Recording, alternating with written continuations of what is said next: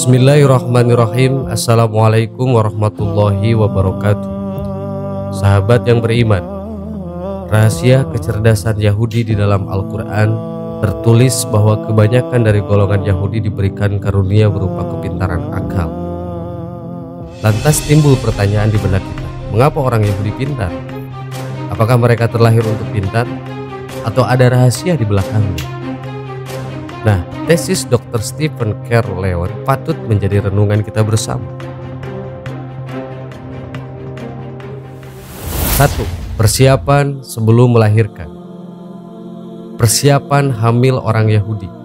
Di Israel, setelah mengetahui si ibu sedang hamil, si ibu dan bapak akan membeli buku matematika dan menyelesaikan soalnya bersama-sama. Stephen Leon sungguh heran sebab temannya yang sedang hamil sering membawa buku matematika dan bertanya tentang beberapa soal yang tak bisa dikerjakan. Kebetulan Stephen Leon suka matematika. Stephen Leon bertanya, apakah ini untuk anakmu yang di kandungan? Dia menjawab, ya, ini untuk anakku yang masih di kandungan.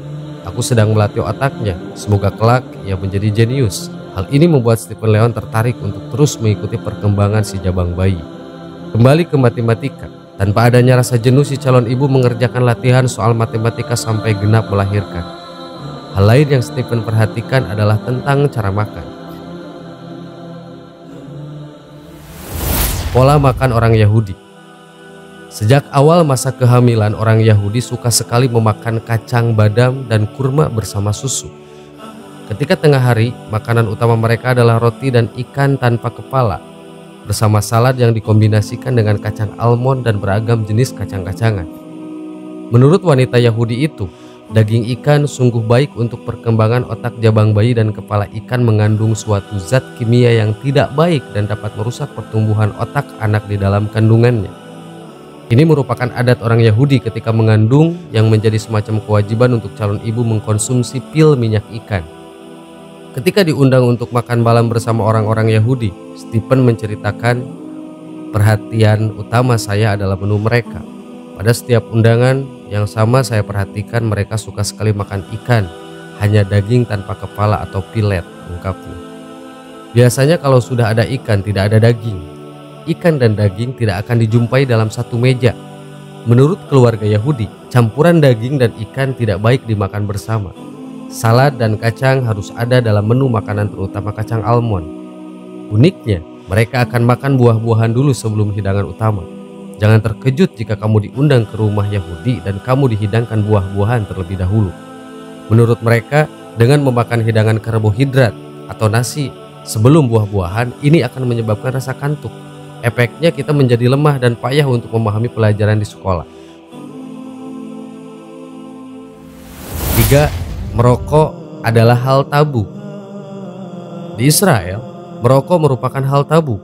Apabila kamu diundang makan di rumah orang Yahudi, jangan sekali-kali merokok. Tanpa sungkan mereka akan menyuruh kamu keluar dan merokok di luar rumah mereka. Menurut ilmuwan Universitas Israel, penelitian yang menyatakan bahwa nikotin dapat merusak sel utama pada otak manusia dan akan melekat pada gen. Artinya, keturunan perokok bakal membawa generasi yang cacat atau bodoh. Suatu penemuan dari saintis gen dan DNA Israel. Perhatian Stephen Leon berikutnya ialah mengunjungi anak-anak Yahudi. Mereka sangat memperhatikan makanan. Makanan awal adalah buah-buahan bersama kacang almond, diikuti dengan pil minyak ikan. Dalam pengamatan Stephen, anak-anak Yahudi sungguh cerdas. Rata-rata mereka bisa 3 bahasa, Hebreu, Inggris, dan Arab. 4. Cara belajar orang Yahudi. 1. Musik. Sejak usia dini, mereka mengajari anak-anak mereka untuk bermain biola dan piano. Bahkan ini merupakan suatu keharusan. Menurut mereka, bermain dan memahami musik itu bukan hanya sekedar untuk meningkatkan IQ saja. Hal inilah yang membuat anak-anak Yahudi menjadi cerdas. Menurut para ilmuwan Yahudi, musik upbeat dapat merangsang kemampuan otak, dan tidak heran banyak sekali ahli musik yang lahir dari tanah Yahudi. 2. Matematika.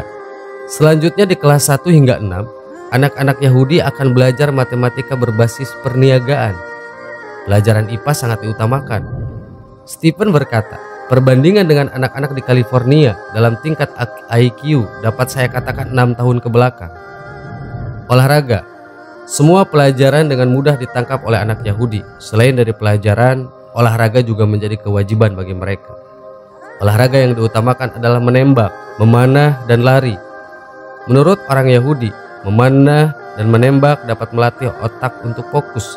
Selain itu, menembak merupakan bagian dari persiapan untuk bela negara. Sains.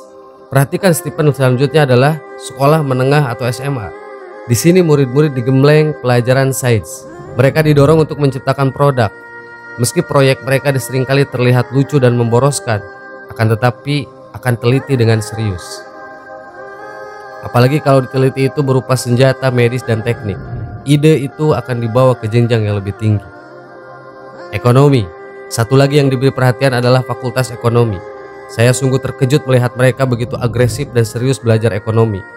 Di akhir tahun di universitas, mahasiswa diwajibkan mengerjakan proyek, mereka harus mempraktikannya. Kamu hanya akan lulus apabila tim kamu 10 pelajar memperoleh keuntungan sebanyak 1 juta US dollar, ungkap Stephen. Kamu terkejut? Itulah faktanya. Lantas bagaimana dengan negeri kita? Apa yang menjadi syarat kelulusan? Banyak yang hanya mencapai nilai 60 saja. Bahkan ada beberapa yang hanya cukup dengan nilai 55 saja. Dan yang lebih miris, tidak sedikit yang dikatrol. Praktek kerja lapangan hanya sekadarnya, tidak benar-benar memikirkan sebuah proyek yang berguna bagi umat. Setidaknya ini yang harus kita renungkan dan perbaiki. Sahabat yang beriman, kesimpulan dari teori Dr. Stephen adalah melahirkan anak yang cerdas adalah kewajiban. Tentunya bukan perkara yang dapat diselesaikan semalam, perlu proses yang panjang untuk menerapkannya. Wallahu a'lam. Assalamualaikum warahmatullahi wabarakatuh.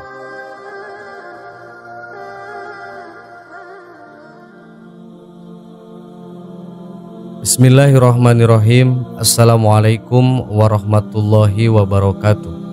Sahabat yang beriman, air sejatinya merupakan simbol kehidupan. Karena tanpa air, termasuk air hujan, tidak akan ada kehidupan. Maka dengan airlah semua manusia hidup bisa tumbuh dan bertahan hidup. Karena itu meskipun musim kemarau, sebelum hujan tiba perlu kita ketahui bahwa air hujan sangat memberikan banyak manfaat yang sangat luar biasa bagi kesehatan tubuh kita. Bahkan selain bermanfaat untuk mencukupi kebutuhan hidup sehari-hari, Rasulullah SAW berkata bahwa air hujan juga bisa menjadi obat mujarab untuk segala penyakit. Imam Al-Qurtubi rahimahullah dalam tafsirnya menukil kisah Auf bin Malik Al-Ashja'i rahimahullah terserang penyakit. Beliau berkata, diriwayatkan bahwa Auf bin Malik Asy-Syajja'i rahimahullah pernah terserang sakit. Maka dikatakan kepadanya, maukah kami mengobatimu? Ia berkata, datangkan padaku air hujan, karena Allah berfirman, dan kami turunkan dari langit air yang keberkahan. Kemudian ia berkata lagi, datangkan padaku madu, karena Allah berfirman, pada madu terdapat penyembuh untuk manusia. Datangkan pula padaku minyak zaitun, karena Allah berfirman, ia berasal dari pohon yang berkah. Maka didatangkan semua itu, lalu ia mencampur semuanya. Kemudian Auf bin Malik Asy-Syajja'i rahimahullah meminumnya hingga ia pun sembuh. Tafsir Al-Qurtubi. Berikut manfaat air hujan.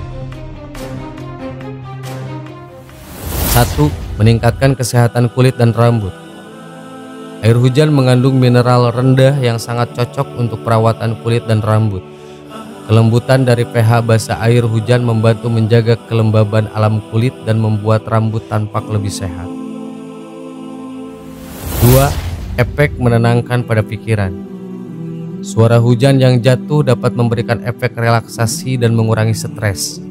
Bahkan mendengarkan suara hujan dapat membantu menurunkan hormon stres seperti kortisol, membuat banyak orang merasa lebih baik. 3. Meredakan masalah pencernaan. Air hujan dapat membantu menetralkan asam lambung dan menenangkan dinding lambung. Minum sekitar 2 hingga 3 sendok makan air hujan di pagi hari sebelum makan dapat memberikan manfaat ini. Menyeimbangkan pH darah. Kandungan pH basa dalam air hujan memiliki efek detoksifikasi dan dapat meningkatkan pencernaan yang sehat. Ini membantu menyeimbangkan pH darah. Penting mengingat banyaknya air minum yang mengandung fluor dan klorin. 5. obat alami dan perlindungan dari sel kanker.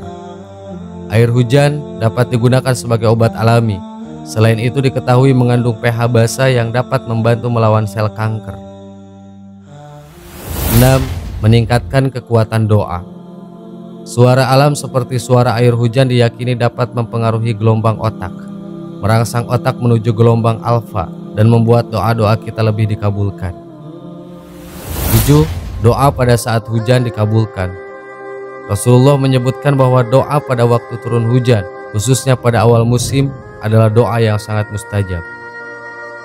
Sahabat yang beriman, mari manfaatkan momen-momen hujan untuk berdoa dan meraih berkah dari Allah Subhanahu wa Ta'ala. Allahu a'lam. Wassalamualaikum warahmatullahi wabarakatuh.